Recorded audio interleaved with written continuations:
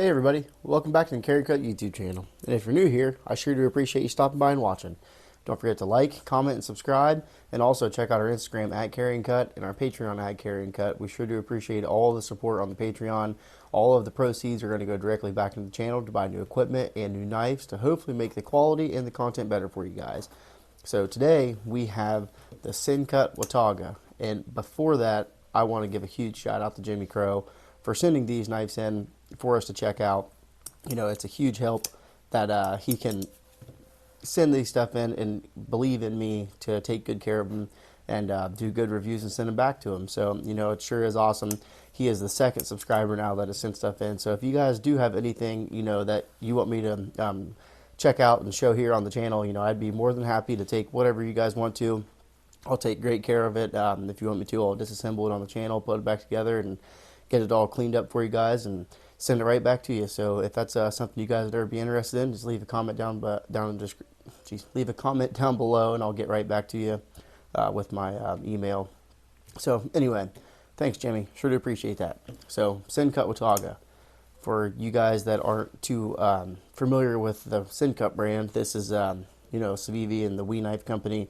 This is their, I guess you could say, most budget oriented. It used to go, you know, just Civivi and then Wee, but now they have the Sencut below, so it's like the good, better, best they call it. So this would be the good variety, and then Civivi be the better, and of course Wee be the best. And even for, you know, what the price that they are hitting on these, especially this one in particular, I just was on the Sencut website, and they are cheaper on the Sencut website than you can find on Amazon. So I will have that link down in the description. $26.99 for this, which is a incredible value for what you're getting on this knife. You have G10 handles, D2 blade steel, almost 3.5 inches of D2. Of course, your G10 handles, everything like that. So that is, and a button lock, you know, just to even put the icing on the cake there. So that is incredible value, number one. And just, you want to talk about a nice, useful blade shape and knife in general. This thing is really nice. I was really surprised. This is the first Sencut that I've ever handled, and it's definitely pretty cool. You know, I've seen all the stuff that they put on their websites and all the other, you know, different knives that they sell, and this one definitely did. You know, it was striking to finally see, and they did a really good job on this one. So let's go ahead and do some overall specs on this thing. We are looking at a just over 3 inches of your sharpened edge, about 3 1/8 on your actual sharpened edge of the knife. Blade length is over, yeah, it's right about 3.5. We'll go 3.5 on that. Overall length of the whole knife is about 7 inch, just shy of the 8-inch mark. So that's pretty good. Our our actual handle thickness, we're looking at right below a 1/2 inch. So it's definitely not going to be a giant knife. Definitely won't weigh you down either. Let's get the scale out here. Miss Carry Cut kitchen scale. Thanks very much, honey. Appreciate that. Letting us borrow this thing. All right, let's go ahead and zero it out. There we are, 0.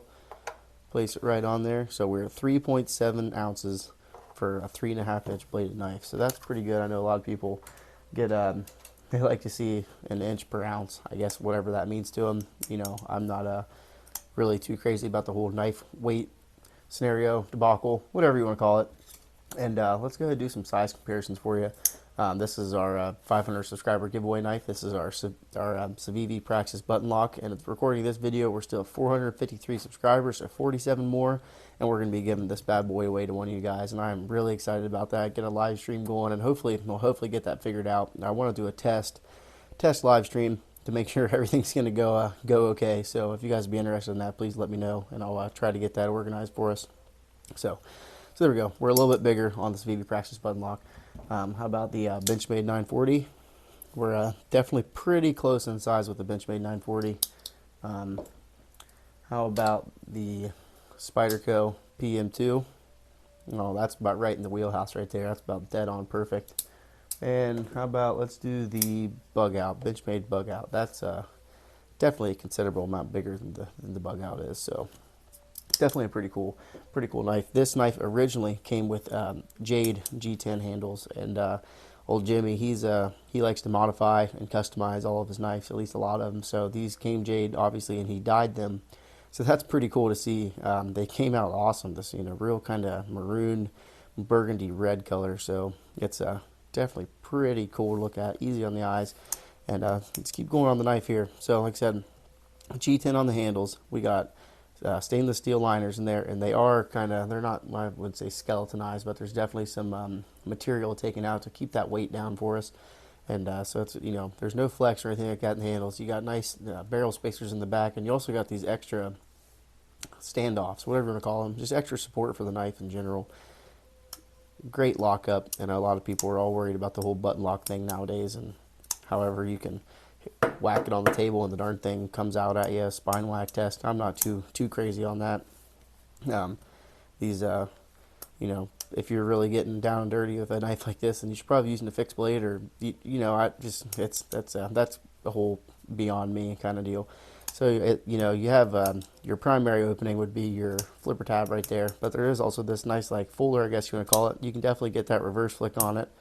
You can get the thumb on it, something like that. Every once in a while you'll get some, I don't want to call it blade lock stick, but you got to put a little more effort into it than normal, which I don't know if that's a bad thing or not. It's just kind of catches you off guard every once in a while. The first time I flipped this knife open and went to use it, it definitely kind of surprised me. So that is pretty cool. I do love the blade shape though. We have a full Wharncliffe, real actual Wharncliffe, flat on the edge there, and this real cool blade. I mean, it's kind of like it reminds me of like a parrot's beak or something. We got a nice little, I didn't mention, this is almost a full flat grind, high flat grind. It comes a little swedge right there also. It comes pretty narrow down there at the tip, so definitely got a nice pokey tip on it, but still a little broad. I mean, it's nothing too crazy. Wouldn't be worried about breaking it in any sort of way, especially if you're using it how a pocket knife should be intended to be used. So, and we also super deep carry clip. I mean, that thing is going to be riding all the way down there in your pocket. That you aren't, pretty much I can tell you have a pocket knife in your pocket, so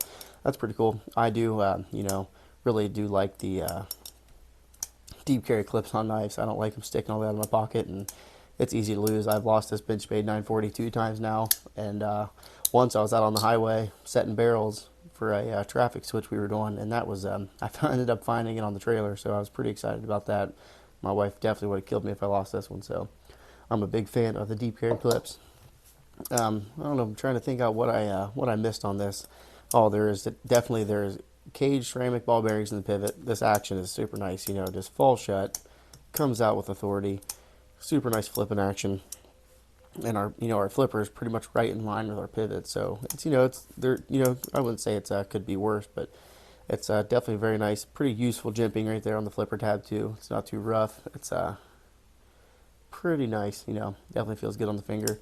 Then you got some nice jimping up here on the blade too, and it's definitely, I would definitely say it's useful. It's nothing too crazy. It doesn't tear your finger up or anything like that, but you can definitely get some slip off of it. I've definitely felt better, but like I say, you got to keep this in mind, the price point that this knife is getting to. So normally they're like $50, but right now on sale, I don't know if they're going to discontinue them or they're just trying to get rid of their quantities in stock, but super good deal.